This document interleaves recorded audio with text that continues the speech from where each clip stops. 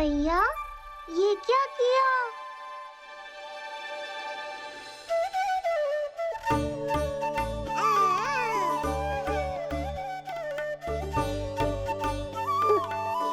लगता है इसे माखन से अधिक ही प्रेम हो गया है।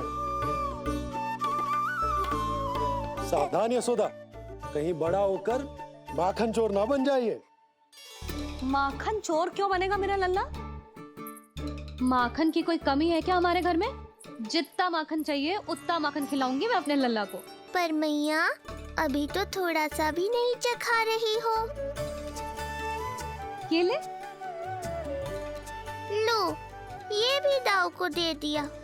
सुबह तो बोल रही थी कि मैं आपको प्रेम नहीं करता, उल्टा आप अपना सारा प्रेम बलदाऊ पर लुटा रही हो।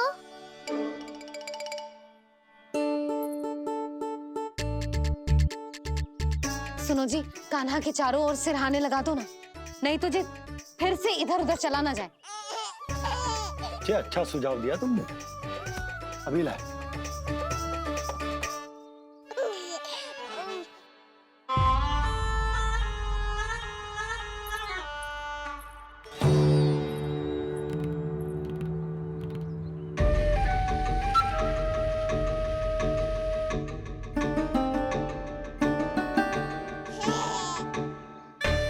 इस बालक का वध करके जब मैं मथुरा वापस लौटूंगा तो प्रभु कंस मुझे अपना विशेष विश्वास पात्र तो बनाएंगे ही, पर क्या पता प्रधानमंत्री भी बना दे।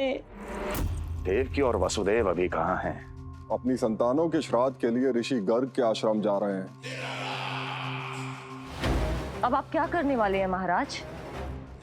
एक बार तो मैंने उन्हें प्राण दान दे दिया। बधाई हो कुंवर जी।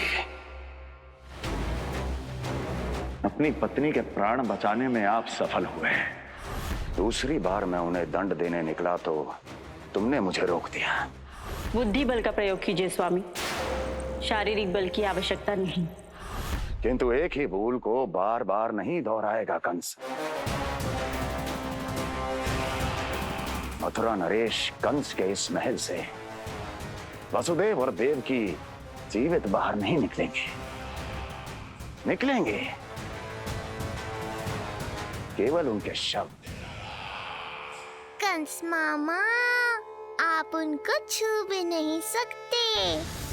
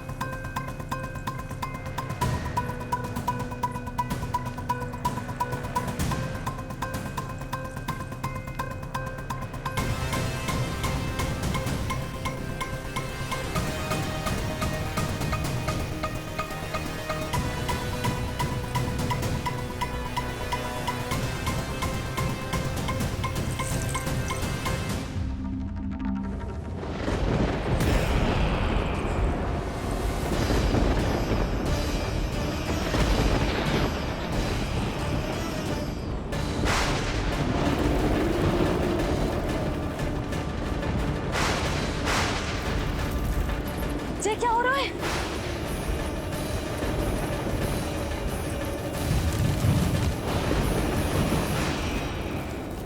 ये क्या हो रहा है?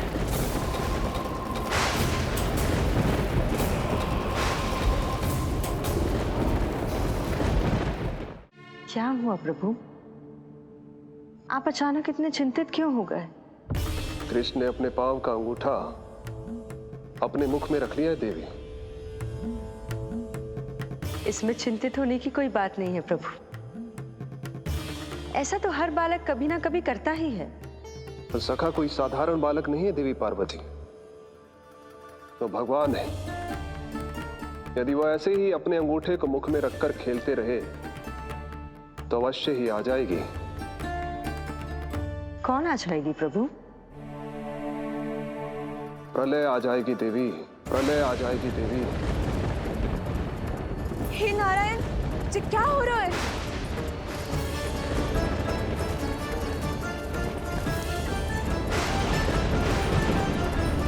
जी ऐसे लग रहा है जैसे दिन में ही रात्रि के समान अंधेरा छा गया हो। लगता है बहुत बड़ी आंधी आने वाली है।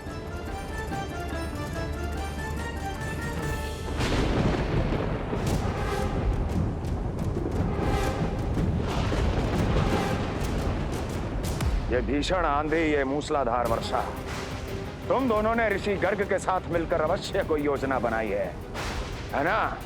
बोलो बोलो, क्या है वो योजना?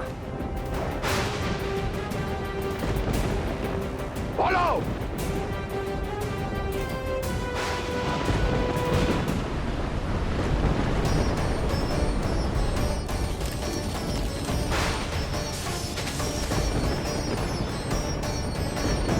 लगता है प्रकृति क्रोध में। मैं जाकर गौशाला संभालता हूँ, कहीं कोई हानि ना हो जाए। तुम बालकों को भीतर ले जाओ।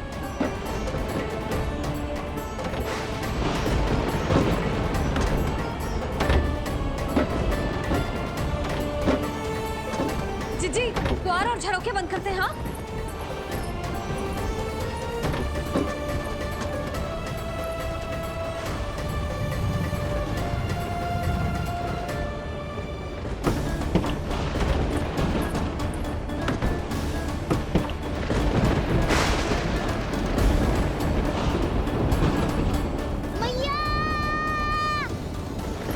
लला, चल अंदर चल के खेल।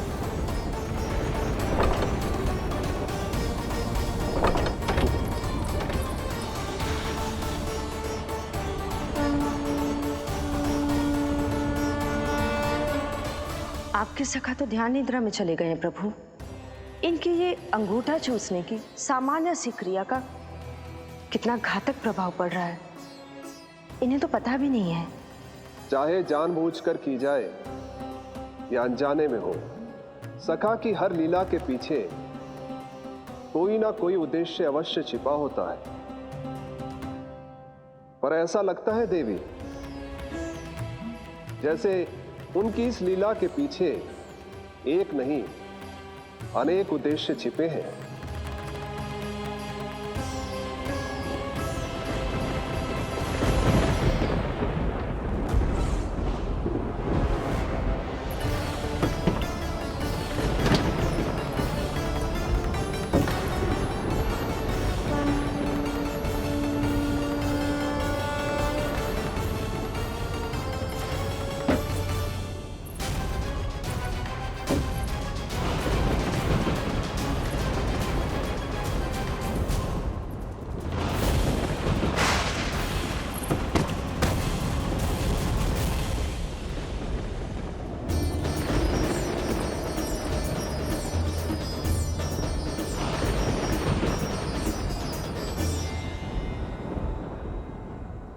देख रही हो चिज्जी, प्रसाद ना मिली खाने को, तुझे पांव का अंगूठा ही चूसने लग गयो।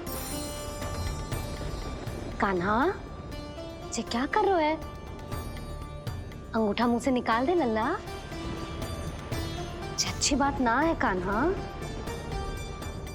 देख कान्हा, तू नींद में है, इसका अर्थ ये ना है कि मैया तुझे अंगूठा चूसने देगी। निकाल अंगूठा मुंह से। आज तो बड़ी शीघ्र इतनी गहरी निद्रा में सो गए हो तुम।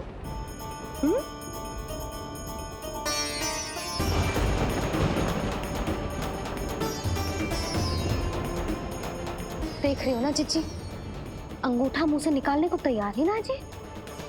ऐसा क्या आनंद मिल रहा है?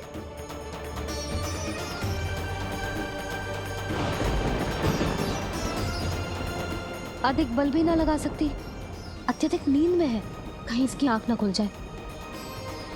रानी भाभी, लगता है तीव्र वर्षा होने वाली है। मैं और भोला भैया के साथ अगले निकल रहे हैं। हो सकता है उन्हें हमारी आवश्यकता हो। हाँ हाँ चलो भोला। चिच्ची, तीव्र वर्षा आरंभ होने से पहले आप और बलदाऊ निकल जाओ। ठीक है, किंतु तुम भी सतर्क रहना। हाँ, आप भी ध्यान से जाओ।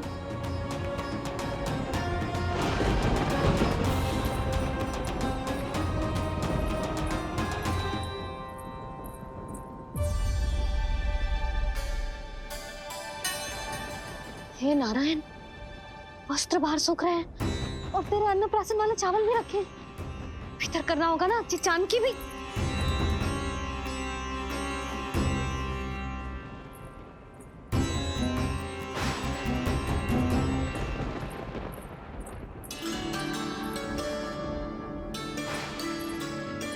लल्ला, वैसे जी बहुत बुरी बात है।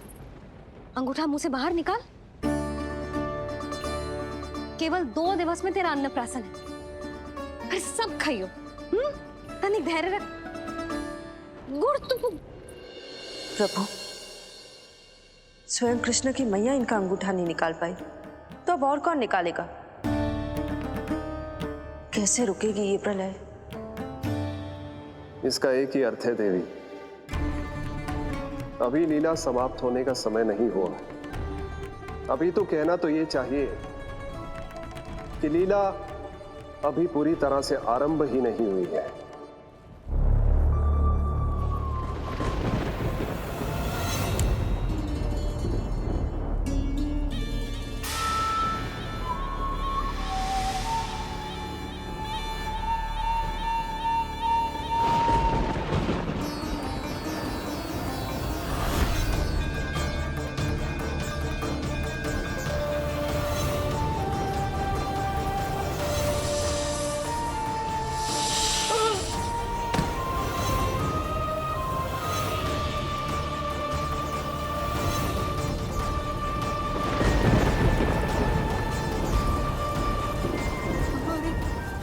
कंस ने प्रलय बुला ली। कंस ने प्रलय बुला ली।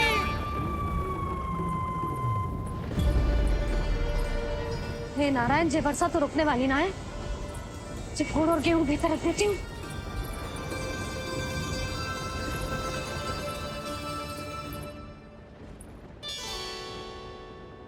जे देख रहे हो गुड़, जे तेरे अन्नप्राशन के पकवानों के लिए ही है।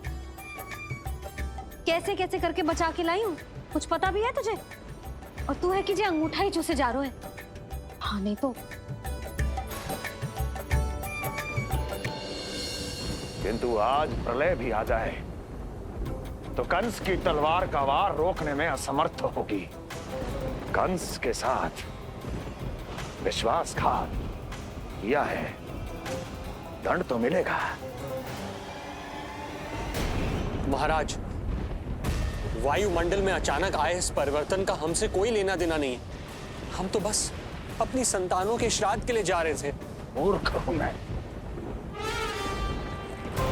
मूर्ख हूं मैं। कंस एक मूर्ख है, मूर्ख हूं मैं। अब अच्छी तरह जानता हूं मैं, श्राद्ध केवल एक बहाना है। किंतु सत्य यह है कि तुम और वो ऋषि गर्ग मिलकर मेरे विरुद्ध एक षड्यंत्र रच रहे हो, और ये तुम्हारी योजना है। भैया, ये आप क्या कह रहे हैं? कैसा षड्यंत्र, कैसी योजना?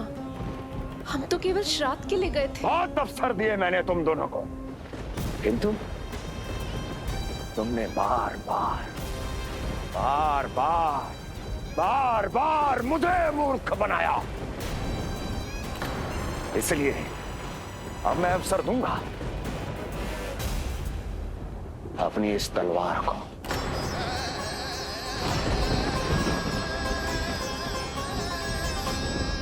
येन केन प्रकारेण साम दाम दंड भेद, कोई ना कोई युक्ति लगाकर मैं तुम्हारे उस बालक का वध कर ही दूंगा। पर उस क्षण का साक्षी बनने के लिए अब तुम दोनों को जीवित नहीं छोड़ूंगा मैं।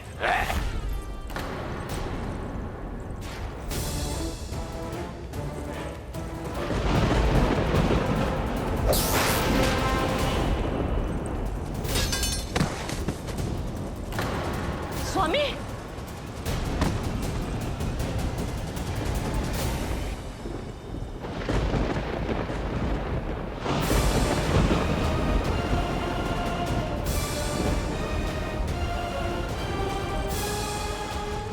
तेरा काल तेरी प्रिय बहन के गर्भ से उसकी 8वीं संतान बनकर जन्म लेगा और तेरा विनाश करेगा, विनाश करेगा, विनाश करेगा।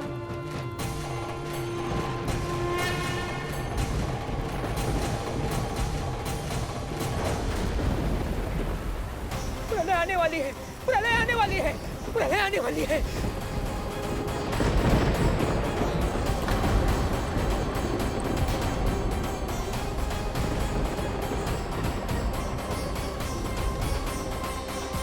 यदि कंस को रोकना, अपने माता पिता की रक्षा करना और चपलासुर के ब्रह्म को मिटाना ही इस लीला के उद्देश्य थे, तो ये सभी उद्देश्य पूरे हो चुके हैं प्रभु।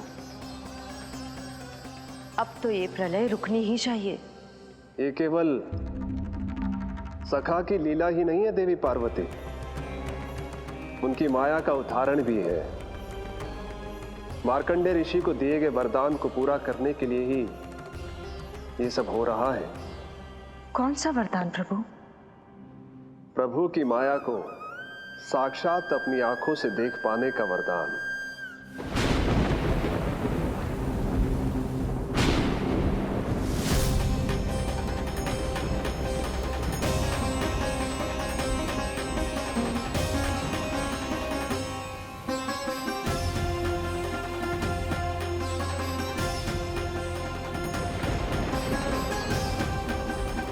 हे नारायण, क्या ये प्रलय है? क्या संसार समाप्त हो रहा है? तो फिर मुझे मिले इस जीवन का क्या अर्थ है?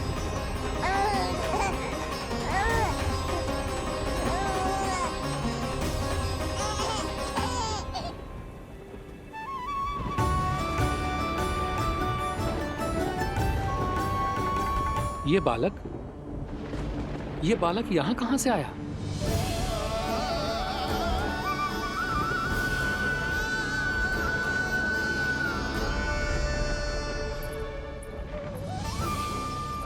सोते हुए कितना निर्दोष लगता है जी। चारों ओर जल ही जल है, सब कुछ प्रलय में नष्ट हो रहा है, किंतु ये कितना निश्चिंत है ये। परंतु ये अद्भुत बालक है कौन?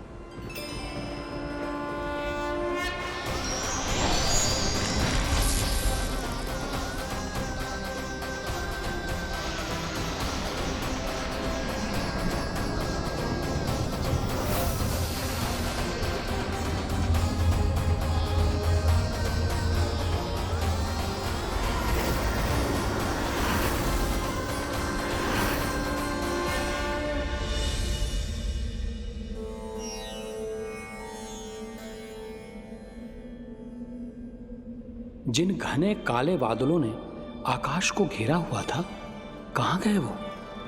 यहां तो प्रलय का कोई चिन्ह ही नहीं है।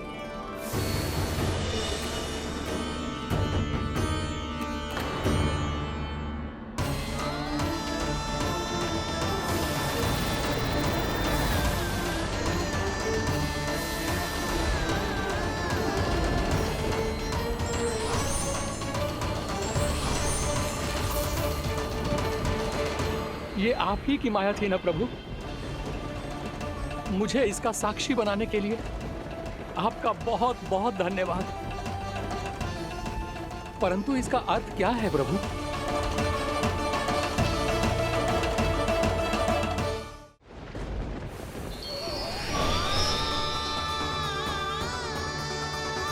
प्रभु,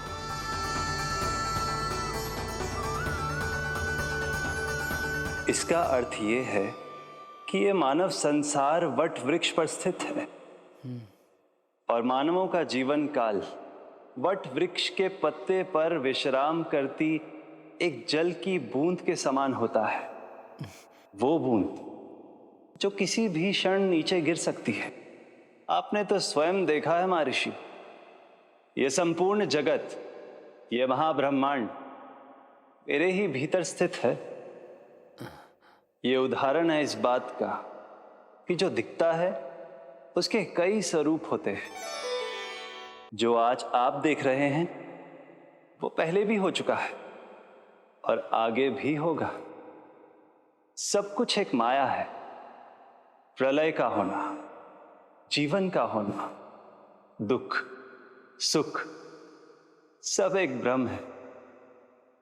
ठीक उसी प्रकार जिस प्रकार एक जलाशय में दिखने वाला प्रतिबिंब आपकी वास्तविकता नहीं बल्कि एक भ्रम होता है। इसलिए मनुष्य को सदैव ध्यान रखना चाहिए कि जीवन में कोई भी संकट क्यों ना आए, वो इस प्रलय की तरह केवल एक भ्रम ही होता है। ऐसे समय में जो संकट के सामने झुक जाते हैं या अधर्म का साथ देते हैं, वह स्वयं को उस भ्रम रूपी प्रलय में डुबोकर नष्ट कर लेते हैं।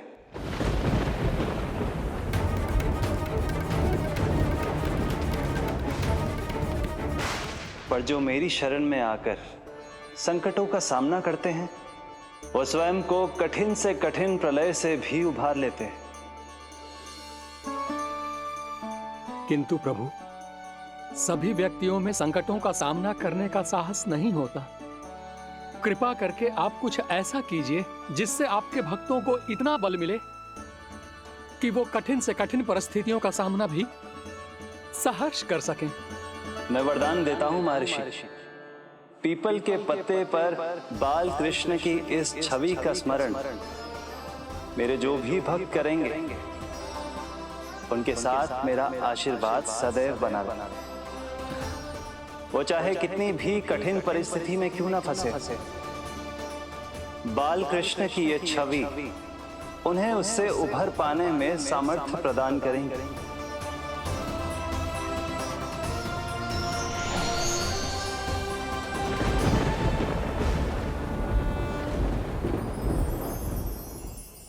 अद्भुत। तो ये कोई साधारण लीला या भ्रम नहीं था, मानव मात्र को नारायण से मिला वरदान था ही। पर अब क्या होगा प्रभु? कैसे रुकेगी ये प्रलय?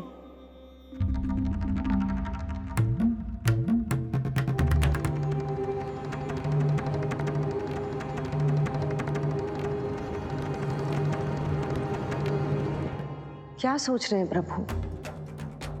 क्या आप रोकेंगे ये सब? नहीं प्रिय, ये कृष्ण की माया है, वही इसे रोक सकते हैं। पर मैं अपने सखा से भेंट करने अवश्य जाऊंगा। पर पिछली बार की तरह बिना उपहार लिए नहीं।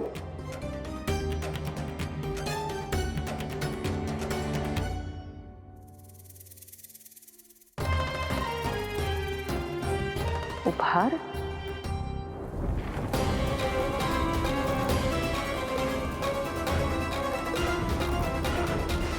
आप तो प्रलय का भी सामना करने के लिए तैयार थे ना भैया?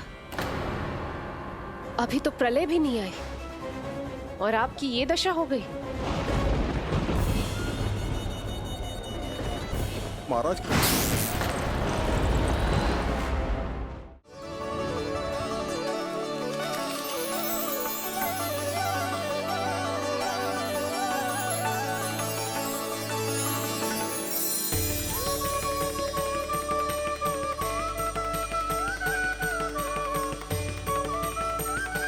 महादेव, आप उपहार में ये निष्प्राण वस्तु देंगे अपने सखा को? सही पहचाना देवी, पर उपहार देने से पहले इसे आकार दूंगा मैं, क्योंकि प्राण तो इसमें बाल कृष्ण ही भरेंगे।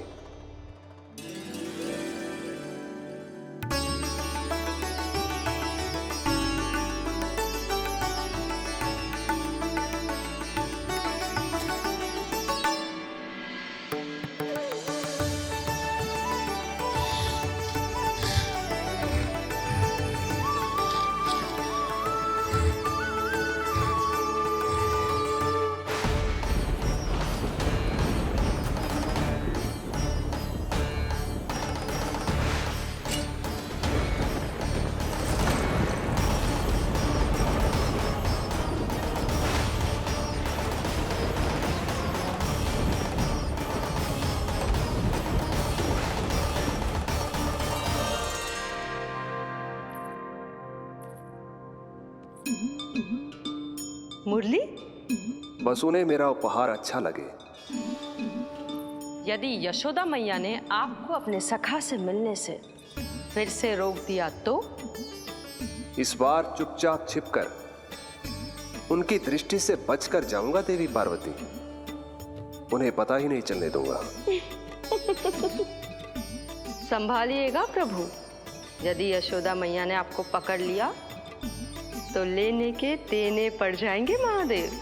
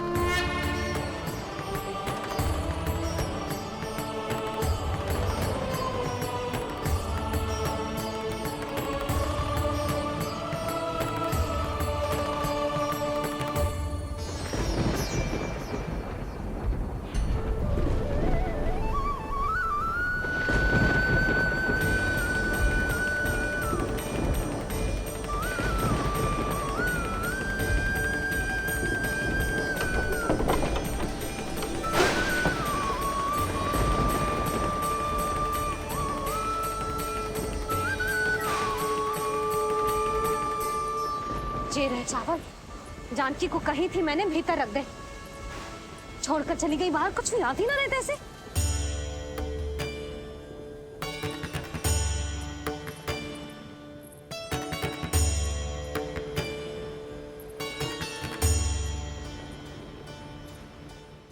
कान्हा,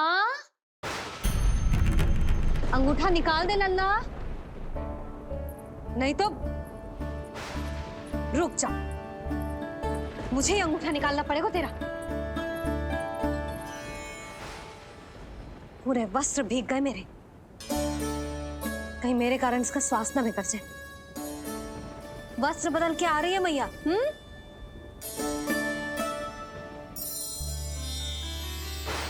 आ रही हूँ।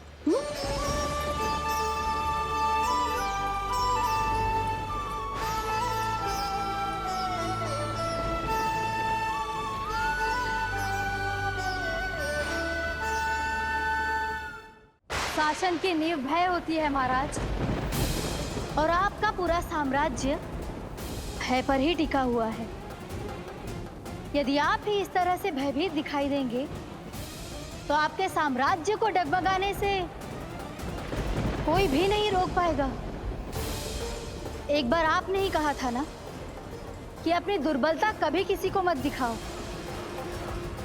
प्रजा को भयभीत कंस नहीं, भयानक कंस दिखना चाहिए, भयानक कंस। अब आप ये सिद्ध कर दीजिए कि भय आपके शत्रु का नहीं, आपका शस्त्र है, महाराजा धीराज, कंस का शस्त्र।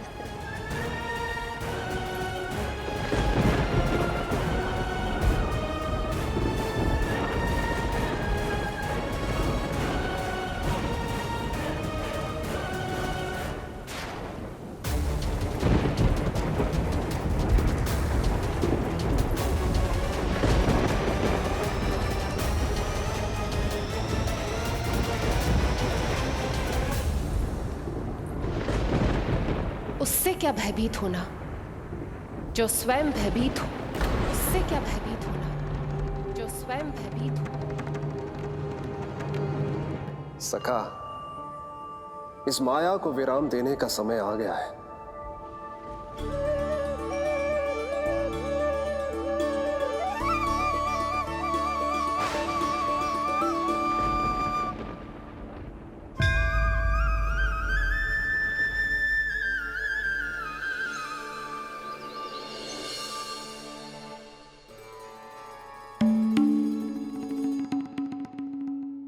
सभी आपके चरण धोकर उसका चरणामृत पीते हैं सखा, और आपने उसी चरण को अपने मुख में रख लिया।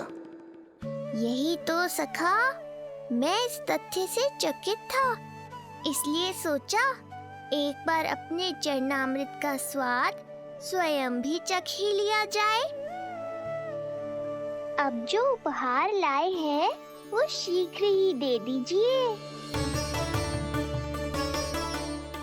कहीं मैया ने आपको देख लिया तो आपको तो अनुभव है वो क्या क्या करने में सक्षम है। आपसे कुछ भी छुपाया नहीं जा सकता सखा।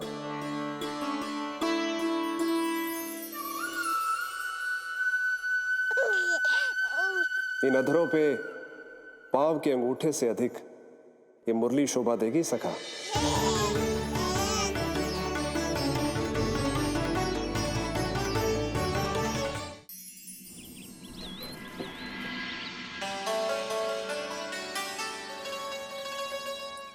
तुम्हारी भक्ति ने मेरा मन जीत लिया है मुरली। शीघ्र ही सारा संसार तुम्हें मेरे नाम से और मुझे तुम्हारे साथ से पहचानेगा।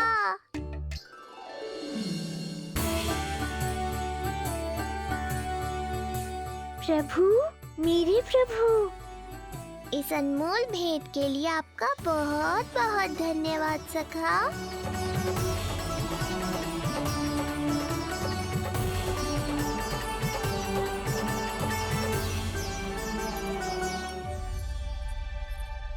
सखा, मैया।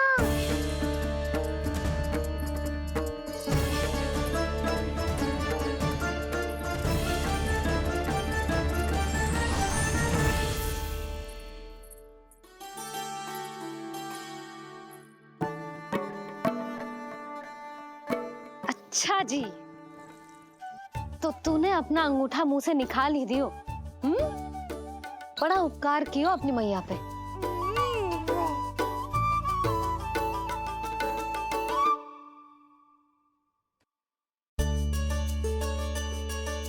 प्रभु, मैया, ऐसा मत करो।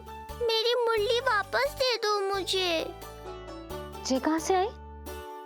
मेरे सखा ने उपहार में दी है। मैंने तो सोचा भी नहीं था मैया कि मेरे अंगूठा मुंह में लेने से इतना सब कुछ हो जाएगा। तेरे मुख पे छाई ये धृष्टता की छाया साक्षी है। ये जो भी हुआ, ये तुम दोनों, उस ऋषि गर्ग और तुम्हारे उस पुत्र का किया धरा है, जिसे तुमने मुझसे छुपा रखा है। जो स्वयं दूसरों का बुरा करते हैं, उन्हें सदैव यही लगता है कि उनके पीठ के पीछे उनके विरुद्ध कोई न कोई षड्यंत्र हो रहा है। मुझे तनिक भर भयभीत देखकर इतना साहस आ गया तुझमें कि मुझे प्रति उत्तर देगी। लगता है तुम दोनों महाराज की तलवार के वार को भूल चुके हो।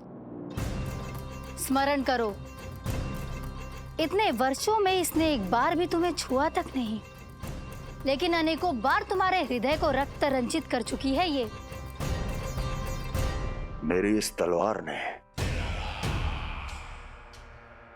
तुम दोनों की 6 संतानों का रक्त चखा है, और अब एक और संतान के रक्त में स्नान करने वाली है ये। वो संतान जो गोकुल में पल रही है। बस कंस भैया, बस बस कंस भैया, बस बस कंस भैया, बस।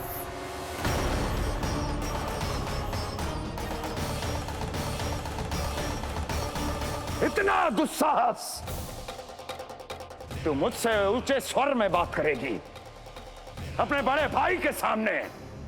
बड़े भाई जैसे कौन से कर्म किए हैं आपने? और अब जो कुकर्म करने की आप सोच रहे हैं, उसमें भी असफल होंगे आप। देवकी, नहीं स्वामी, आज मत रोकिए मुझे। बहुत सह चुके हैं हम, बहुत मौन रह लिए, परंतु आज इन्हें सत्य का पता चलना ही चाहिए। भैया, आपको क्या लगता है आप बहुत शक्तिशाली हैं, तो अपना भाग्य बदल सकते हैं? आप भगवान विष्णु का सामना कर सकते हैं। ये भ्रम राक्षस राज रावण को भी था, और यही भ्रम स्वयं को भगवान समझने वाले हिरण्यकश्यप को भी था। पर ना रावण के 10 शीश बचे और ना ही हिरण्यकश्यप का अस्तित्व। पेट चीर के उनके प्राण निकाल लिए थे भगवान ने।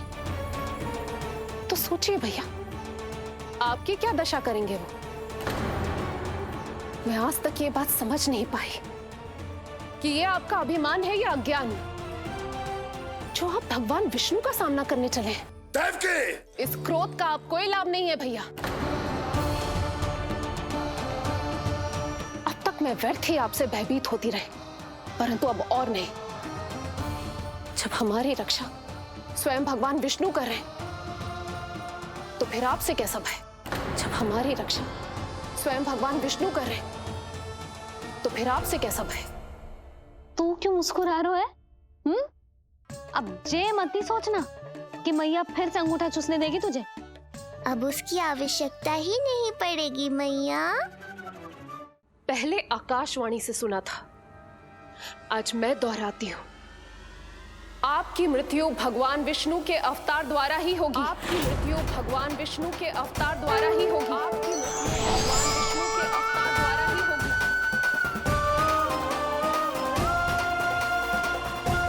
भले ही वो कहीं भी क्यों ना हो।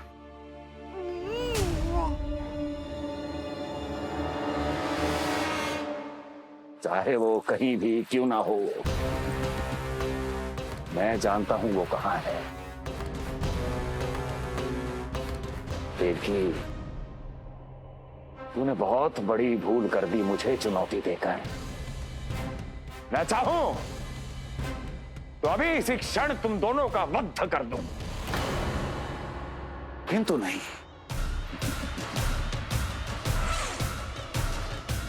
तुम्हें श्राद्ध करना बहुत प्रिय है ना? तो ठीक है, तो अब मैं तुम दोनों का वध तभी करूंगा जब तुम दोनों अपनी 8 संतानों का श्राद्ध एक साथ कर चुके होगे।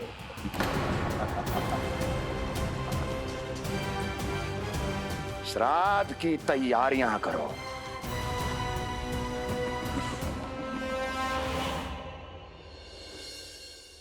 मैया अन्नपूर्णा की कृपा से आज अन्नप्राशन के सभी कर्मकांड अच्छे से हो जाए, भोजन स्वादिष्ट बने और मेरे कान्हा को प्रिय लगे।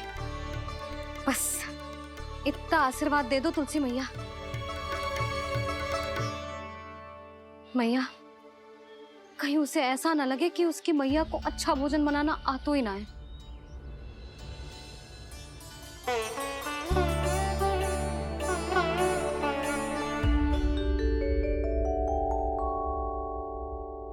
वाह मैया, इतने दिन तक तो कुछ खाने को दिया नहीं, और अब जब खाने का अवसर आया है तो व्यग्र हो रही हो। मेरे बारे में भी तो कुछ सोचिए प्रभु। 2 दिन से यहीं अटकी हूँ। अटकी नहीं हो मुरली, तुम तो लटकी हो प्रभु। हाँ हाँ मुरली, मुझे भी तुम्हारा साथ चाहिए, पर क्या करूं? मैया ने तुम्हें मेरी पहुंच से बहुत ऊपर लटकाया है। पर प्रभु, मैं अब तक पहुंचूं कैसे?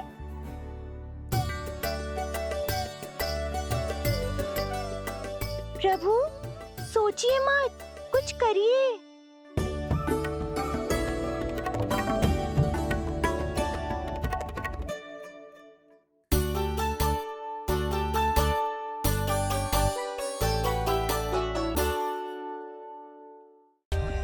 For more updates, subscribe to our channel, click the show links and enjoy watching the videos.